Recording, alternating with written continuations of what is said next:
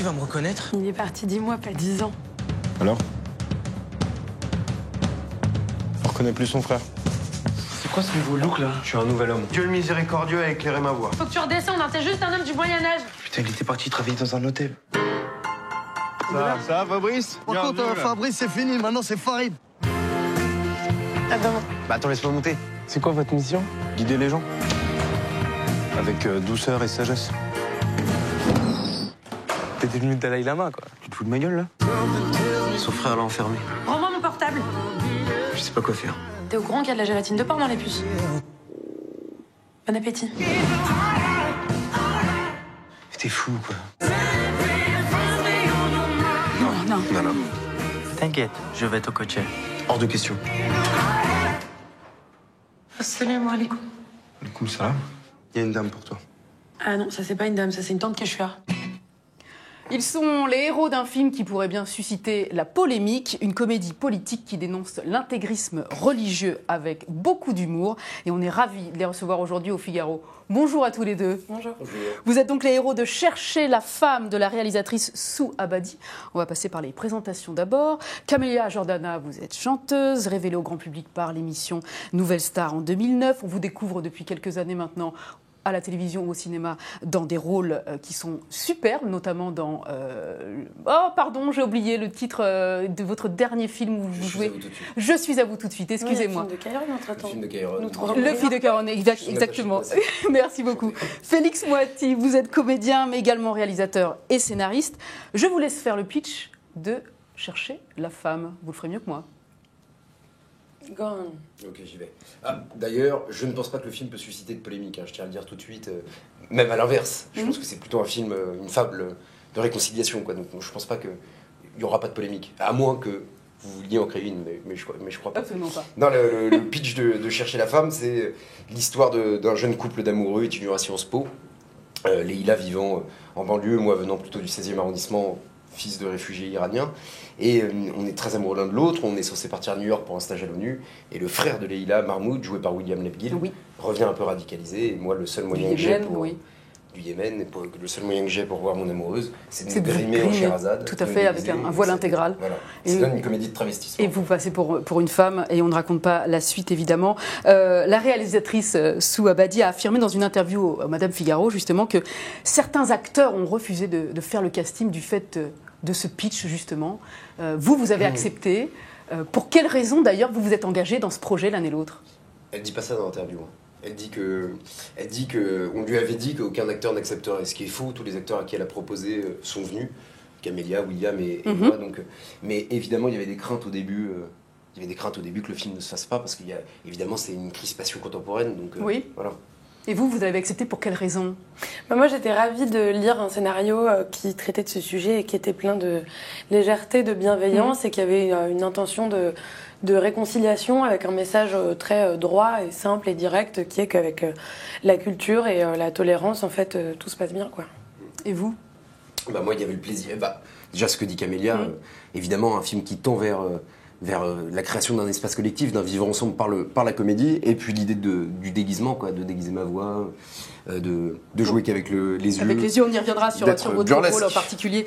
Justement, le traitement par l'humour, on sait que l'islamisme radical, dans cette période un peu marqué par la polémique du fait des attentats, du fait de l'islam qui est parfois controversé.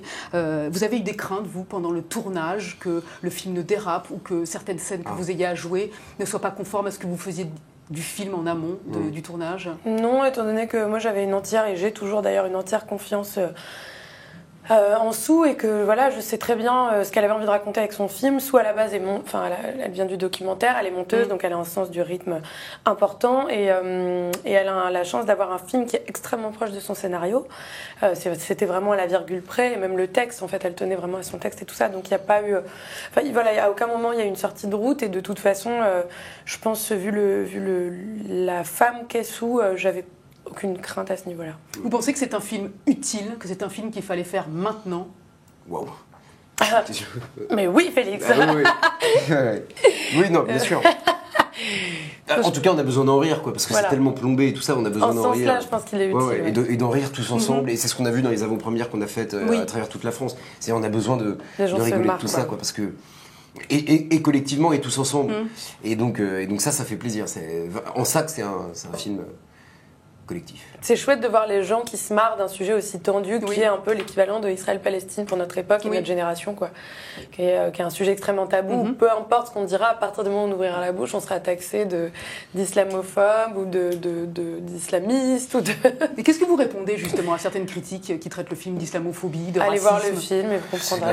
Le film, c'est l'inverse de ça. C'est des gens qui n'ont pas vu le film qui disent ça. Qui se sont contentés de voir la bande-annonce, par exemple. Et c'est l'inverse de ça. Donc ça va clairement à l'opposé. C'est incohérent. Camélia, vous avez 24 ans, Félix, vous avez 27 ans. Au-delà de votre engagement artistique dans ce film, qu'est-ce que votre participation au projet montre du regard que vous portez personnellement sur notre société aujourd'hui? Waouh, la question est audacieuse. C'est dense.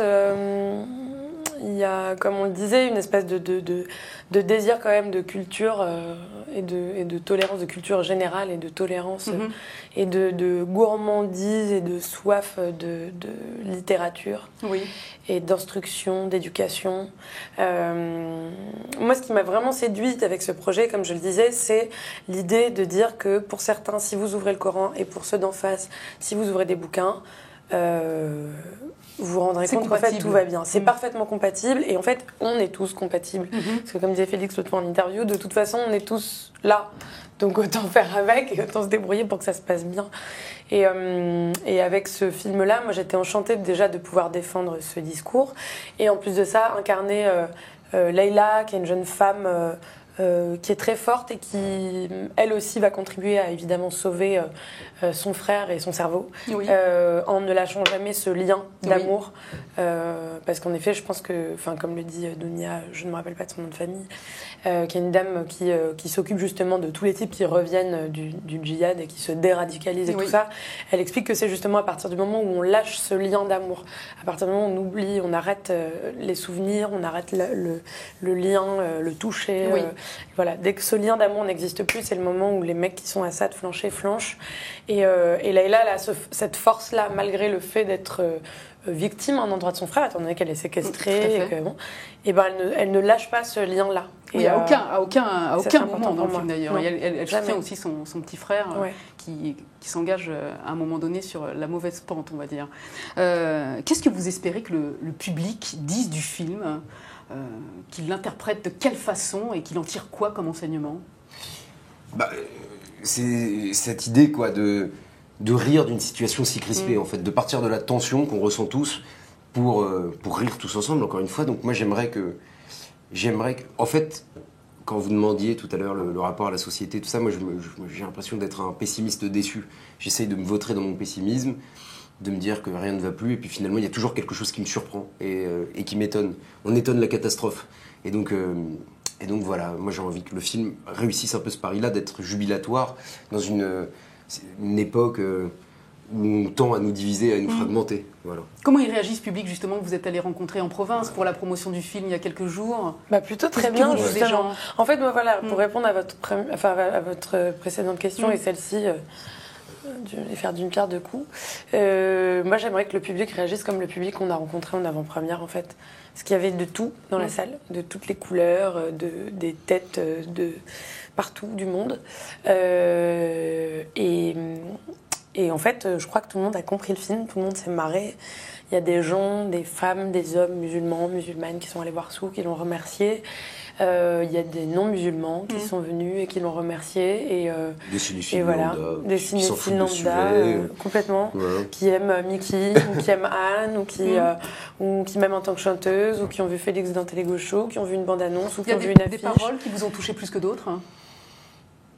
Moi, généralement, quand les gens disent merci pour notre travail, ça fait du bien, parce que c'est pas pour se faire remercier, mais c'est pour se dire que voilà, si les gens viennent nous remercier, c'est que ça les a touchés. Et c'est pour ça qu'on fait ce travail-là et qu'on a envie de raconter une histoire en tissant un fil rouge comme ça. Et du coup, c'est assez émouvant quand les gens viennent et disent merci parce que ça nous fait du bien et que c'est l'intention de départ, en fait. Ça, c'est assez chouette. Vous Vous aussi, vous êtes d'accord? Ah bah ouais, totalement. Non. Non, je trouve qu'elle raconte n'importe quoi. Ouais, carrément, je suis d'accord. Camilla, justement, à propos d'engagement dans le cinéma, de l'incarnation d'un personnage, vous qui n'avez jamais pris de cours de comédie, même si on vous voit j'ai depuis... fait du théâtre. Vous avez fait du théâtre. Bah, pardon, excusez-moi. Je vous en prie. Pour moi, vous aviez été lancé dans le grand bain et puis Non. vous vous en sortez ravi de façon remarquable. Merci. Comment vous avez abordé ce rôle de Leïla, justement?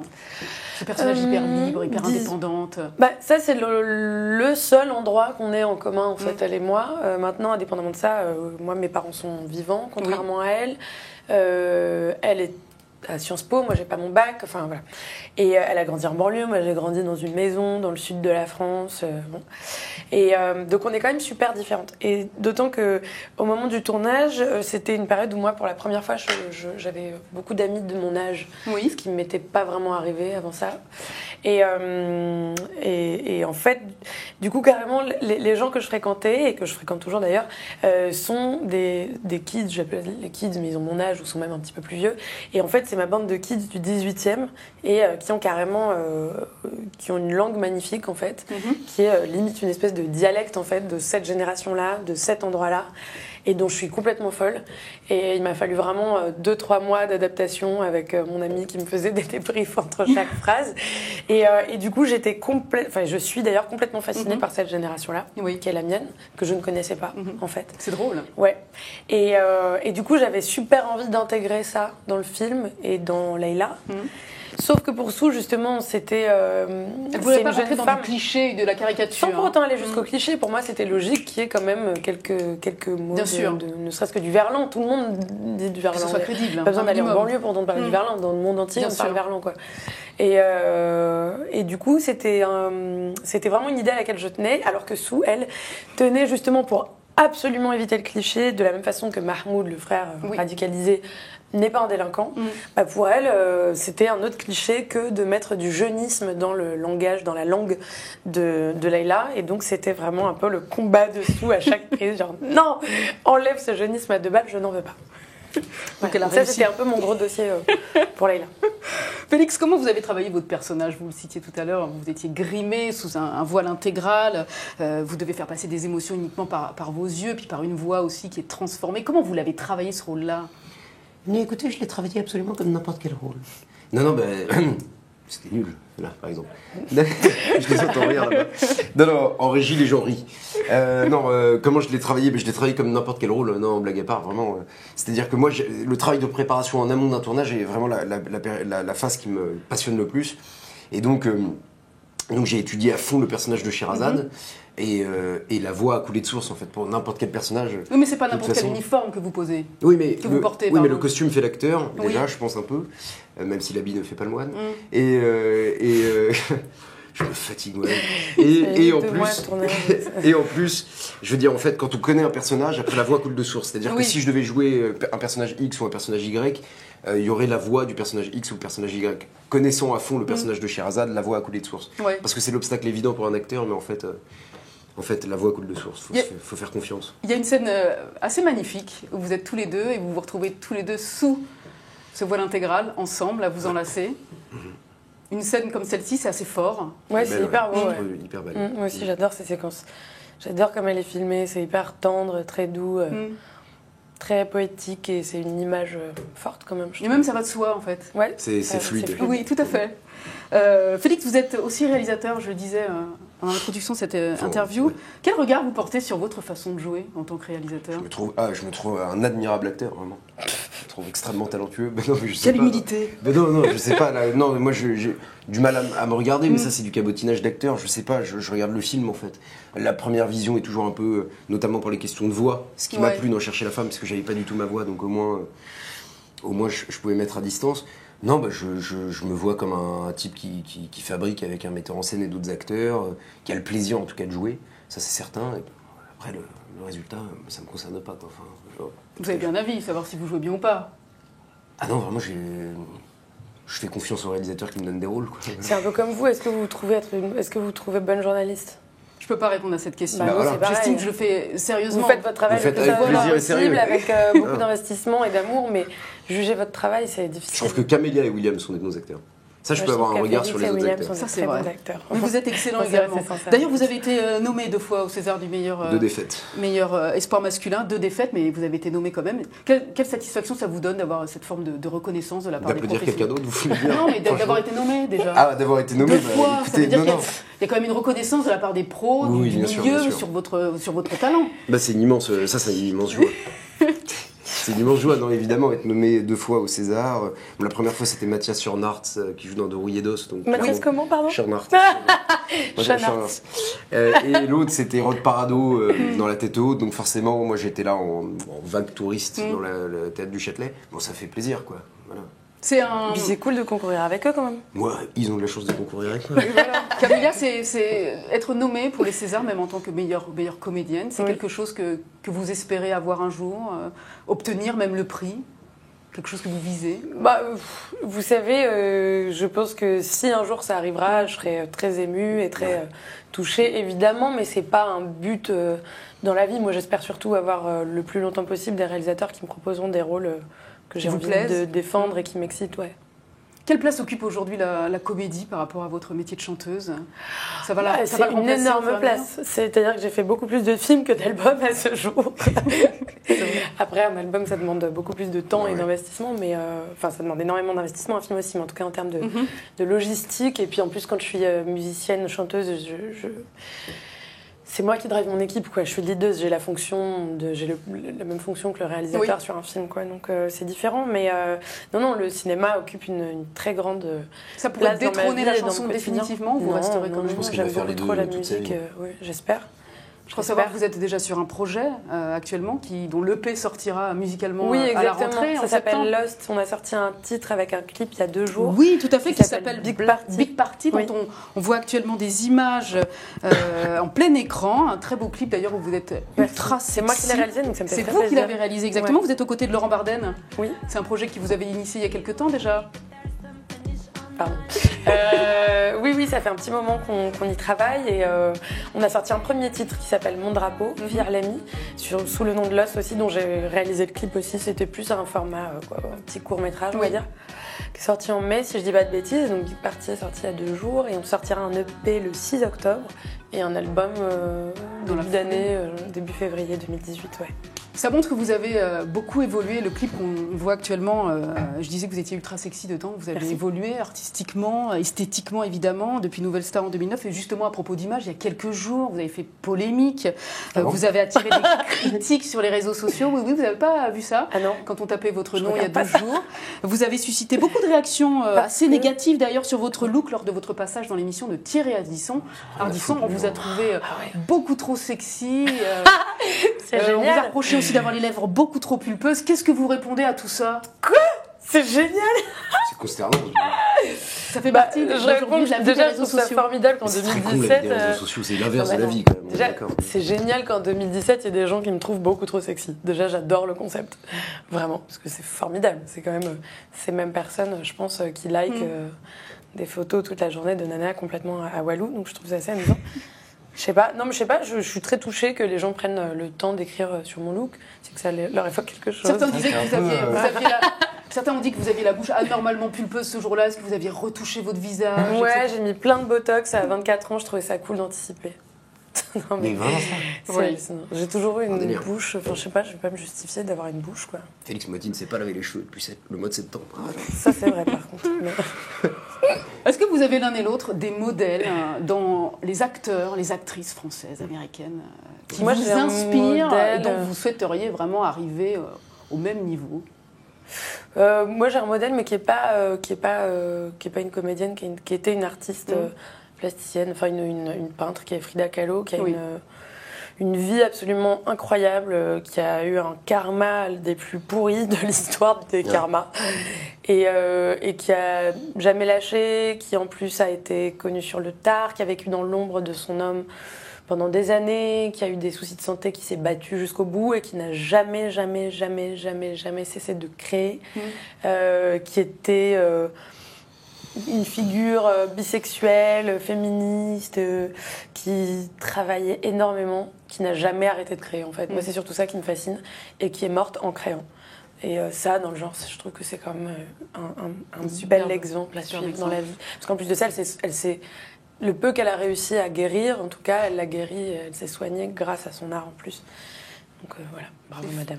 Félix Moiti, vous avez un Oh, il y en a quelques-uns. personnage... Moi, j'aimerais bien avoir la force de Simone Signoret, par exemple. Vous citez une femme. Bah ouais. Le groove de Denzel Washington. Oui. La tendresse de Gene Hackman. Ouais. La nervosité de Al Pacino et la capacité de travail de Woody Allen. Bon, ça Bravo. fait beaucoup, ça Belle fait une petite brochette. galerie. Mais bon, c'est des modèles, faut tendre vers eux, quoi. Et pour Gene Hackman et Denzel Washington, vous savez qu'ils ont tourné un film ensemble, au moins un d'ailleurs. Ouais. USS Alabama. Ah ouais. Crimson Tide dans le sous-marin. Alright. On est sur de la cinéphilie. Justement, quel film vous vénérez absolument par-dessus tout?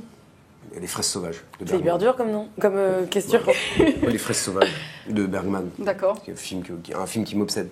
Après, il y en a beaucoup. Que hein. vous avez vu plusieurs fois donc. Ah ouais, mais les films que j'aime, je les ai tous vus plusieurs fois. D'accord. Mais les fraises sauvages particulièrement. Camélia, J'ai pas un film au-dessus, j'ai des phases de films que je vois plein de fois, et puis après j'arrête, et puis après je reprends, et puis je passe à d'autres. C'est un peu comme la musique, c'est une consommation un petit peu particulière. J'ai pas de film, je peux pas dire que j'ai un film préféré, c'est beaucoup trop difficile. Ce serait comme me demander une chanson préférée pour moi, c'est trop. c'est impossible de faire un Non, choix. ça n'existait pas. En revanche, un film qui, je pense, est un vrai chef-d'œuvre et que pas beaucoup de gens ont vu, donc j'invite les gens à jeter un œil. Ça s'appelle My Sweet Pepperland. C'est Ouais, c'est super bien. un western kurde. Avec Dolce Farani. D'accord. Et ce comédien dont j'oublie toujours le nom, qui est vraiment fantastique, et la photo est folle, le scénario est dingue, les comédiens sont magnifiques, les montagnes kurdes. Sorti il y a enfin, 2-3 ans. Hein. Non, C'est super. plus. Donc vous voyez, Ah ouais vous en avez un film préféré. Non, c'est pas mon préféré, mais c'est C'est vraiment celle qu'elle est un venue, très en grand fait. film. Bon, Non, c'est un très grand film et j'invite les gens à le regarder parce que c'est sublimissime. Bah, nous, on va inviter les gens à aller voir Chercher la femme. Absolument. Ça sort ce mercredi 28 juin 2017. Merci encore pour Merci cet à vous. entretien au Figaro Merci en à direct. On vous souhaite le meilleur du meilleur pour la suite. Merci. Et beaucoup À vous de aussi. succès pour le film. Merci. Merci encore. Merci À beaucoup. bientôt, merci.